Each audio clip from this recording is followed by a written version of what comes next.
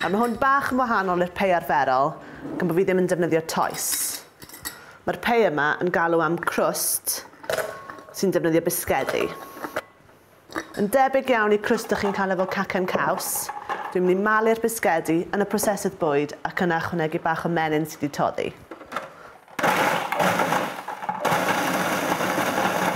Dwi eisiau'r bisgedi bod yn rili man. Jyst newch yn siŵr bod pob darn yn cael ei malu.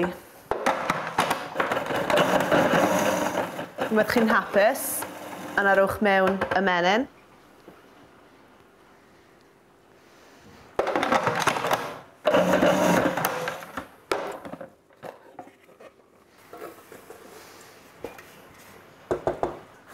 Dwi'n allan defnyddio'ch dwylo neu llwy.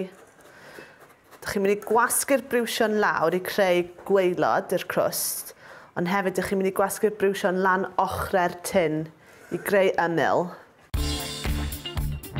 Unwaith chi wedi gwneud y crwst, rowch e yn yr oergell am 10 munud i galedu.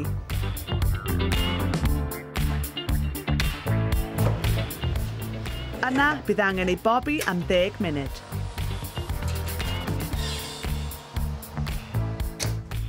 Tra mae hwn yn pobi, y cam nesaf ydy creu'r cymysgedd brownie fydd yn llenwi'r pei. Toddwch 115 gram o fenyn dros ddŵr berwedig ac ychwanegwch siocled tywyll wedi dorri'n fan.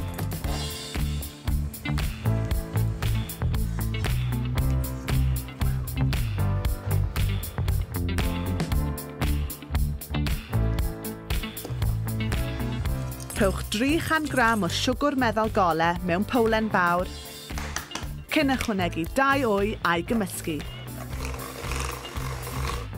Nawr, mewn da'r siocled. Nesa, pwyswch 75 gram o fflwr plaen, ychwanegwch 2 lwyed o bowdr coco a pinsied o halen. Bydd angen hidlo hwn i'r cymysgedd i gael gwared y lumps.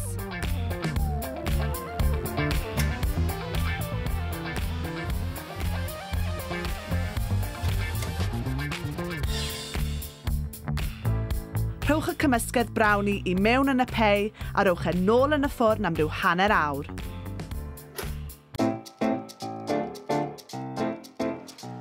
Tra mae hwn yn oeri, mae angen gwneud y cwstard siocled.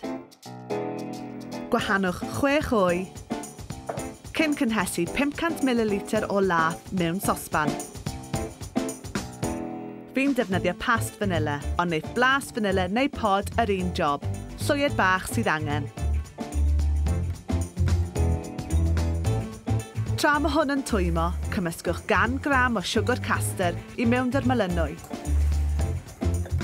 25 gram o bowdr coco ac 20 gram o fflwr corn.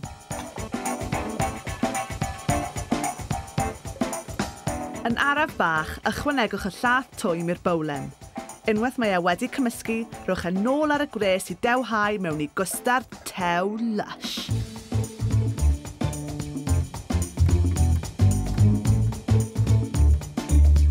Gadewch chi hwn oeri mewn powlen gyda chydig o clingffilm drosto fe rhag i groen ffurfio. Chwipiwch 300 ml o hufen dwbl gyda 1 llwy fwrdd o siwgr eisyn a chi'n barod i greu y pei. Gyntaf, y cwstard siocled. Yna'r hufen ac addurnwch da cyrls bach siocled.